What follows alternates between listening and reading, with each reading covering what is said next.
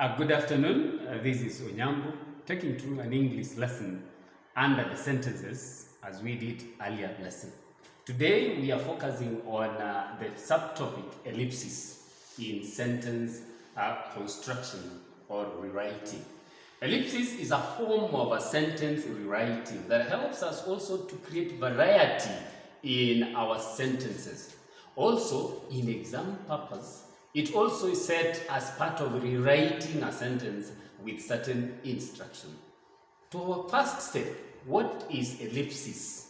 Ellipsis means leaving out certain words and phrases that form part of a grammatical construction in writing or speaking. Ellipsis occurs when a text is placed by a zero element, is replaced by a zero element, or the omission of a part of a sentence altogether. Some of the obvious words that are left out to avoid unnecessary repetition fall under the class of ellipsis. In case of ellipsis, cohesion should be taken into consideration as well as the meaning of a sentence. Always, each time you're writing using ellipsis or you're omitting certain words in a sentence, make sure that the structure that you remain is meaningful.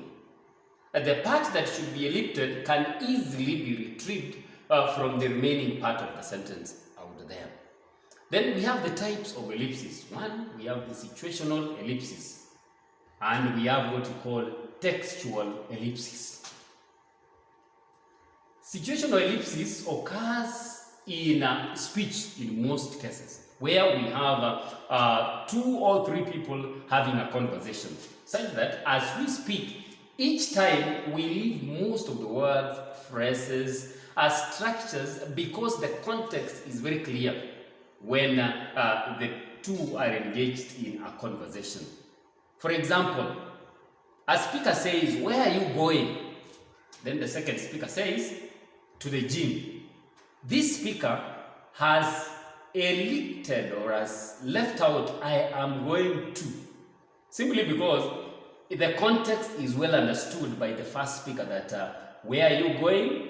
When the second speaker says "to the gym," he means or implies that I am going to the gym. Therefore, I am going is actually ellipted or left out.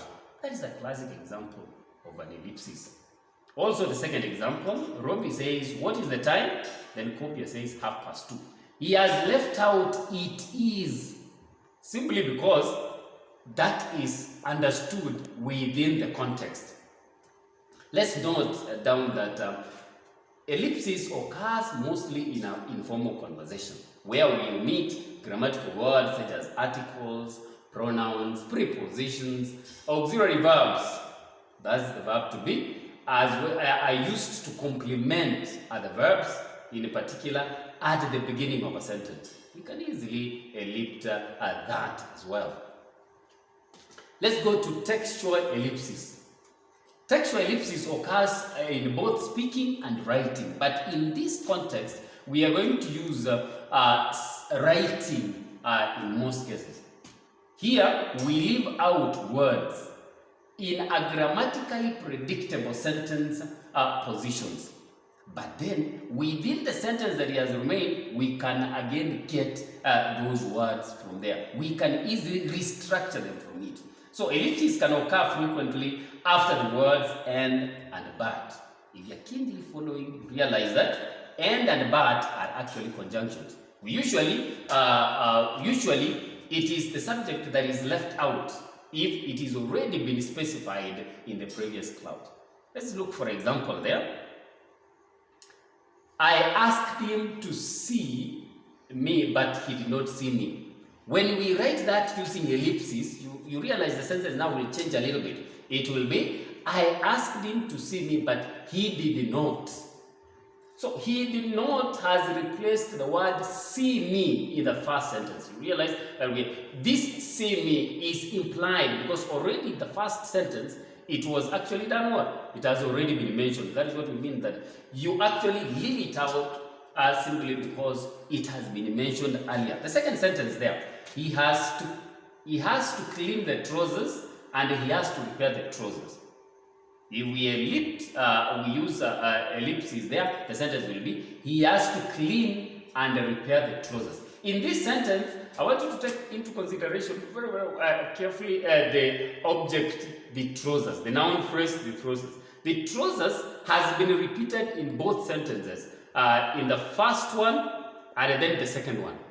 So for us to avoid that repetition, that is why we use ellipses. And that is why the second sentence will be, he has to clean and repair the what? The trousers. The cleaning and the repairing is actually done on one object, which is the trousers. And that is why we omitted part of that instead of repeating that.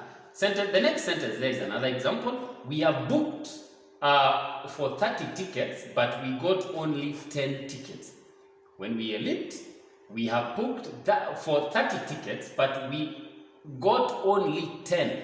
The word tickets there, the noun tickets, has been used in both sentences. Because it is here, instead of repeating it, therefore, we have actually ellipted or left it out. But we can understand the context of this sentence out there.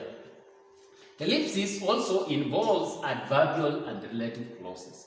This type of ellipsis involves leaving out a subject and the form of the verb to be when they come after the conjunction, such as when, where, while, after, before.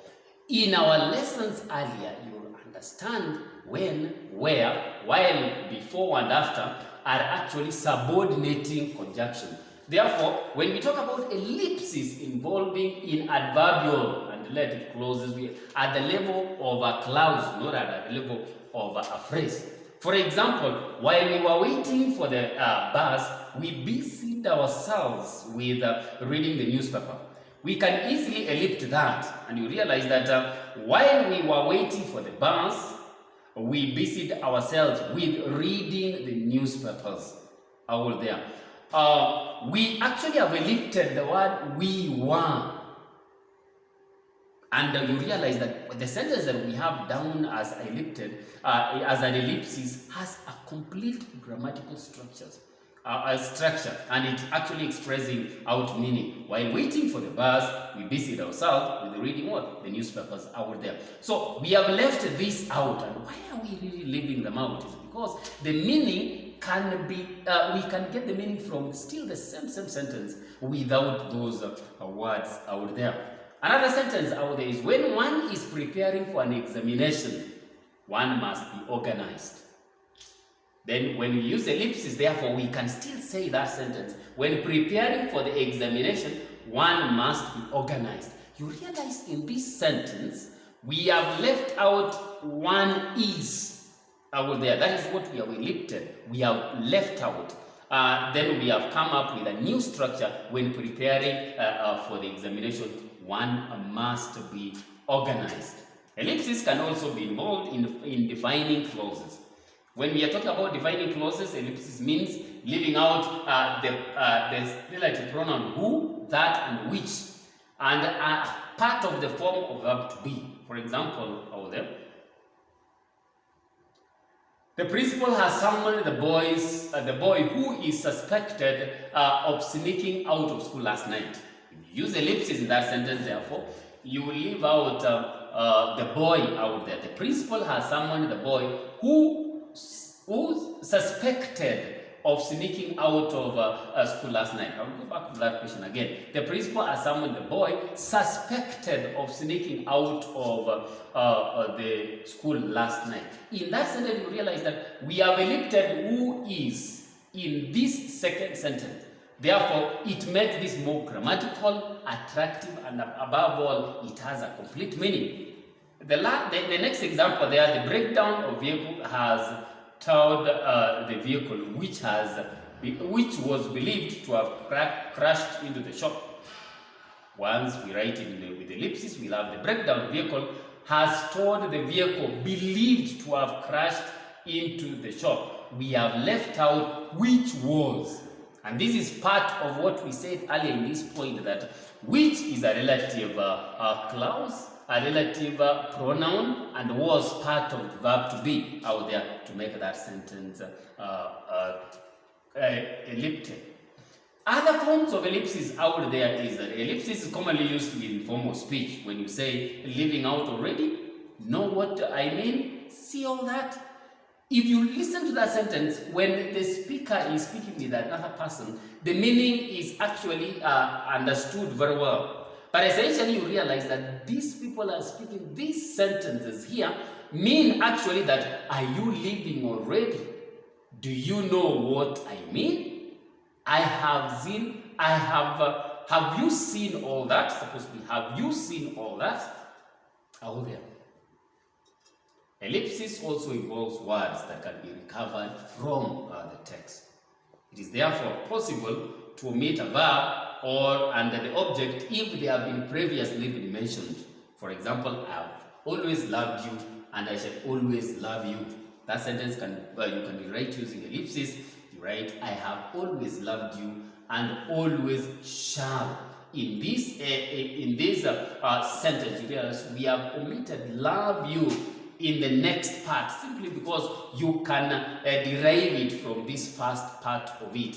That is, I have always loved you and always shall. Shall there to mean I will always love you. All there. My students, up to that position, the next to the example, lean, and is it possible it is also possible to omit the noun phrase only from a sentence out there. For example, out there is a book, but where are my 3 books? In that sentence, you can use ellipsis to show the sentence in another way. You can say that there is your book, but where are my 3?